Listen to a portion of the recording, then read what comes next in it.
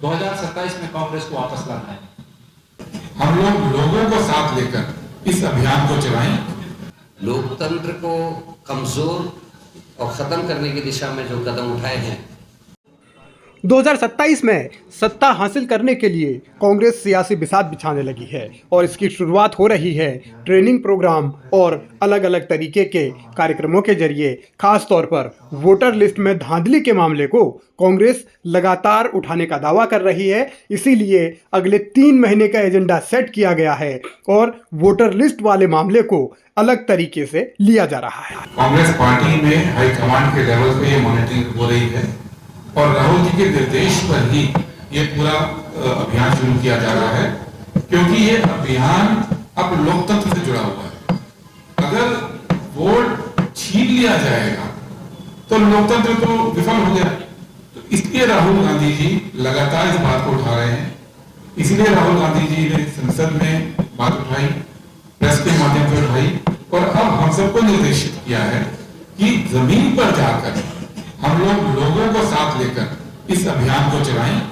उत्तराखंड को model state की तरह रखा गया है, क्योंकि अगर उत्तराखंड के अंदर हम लोग ये साबित कर पाते हैं कि ये कितना बड़ा षड्यंत्र हो रहा है, तो पूरे देश में एक संदेश जाएगा और राहुल जी का ये अभियान को पूरे देश में चलाने के लिए उसके बाद तैयारी करेंगे। कांग्रेस उत्तराखंड को मॉडल स्टेट के तौर पर लेने का दावा कर रही है। यहीं से इस अभियान को दूसरे राज्यों में भी लागू किया जाएगा, ऐसा दावा किया जा रहा है। सवाल है कि इसके जरिए फायदा कितना होगा और कांग्रेस कितनी मजबूत होगी, क्योंकि राजनीतिक लड़ाई अलग अलग मोर्चों पर लड़ी जाती रही है कि 2027 के आने वाले उत्तराखंड के इलेक्शन के मद्देनजर कांग्रेस हाईकमान का ये नजरिया हमारे लिए बहुत महत्वपूर्ण है कि कांग्रेस हाईकमान ने उत्तराखंड को इस जांच अभियान में नंबर 1 पर रखा हुआ है। ये हमारे लिए बहुत महत्वपूर्ण है। बीते कुछ वक्त में हुए चुनावों से सबक लेकर कांग्रेस वर्तमान में बेहतर भविष्य की रणनीति बना रही है और आने वाले वक्त में ट्रेनिंग भी दी जाएगी जिला अध्यक्षों को और दूसरे पदाधिकारियों को, ताकि एक रणनीति के साथ आगे बढ़ा जा सके।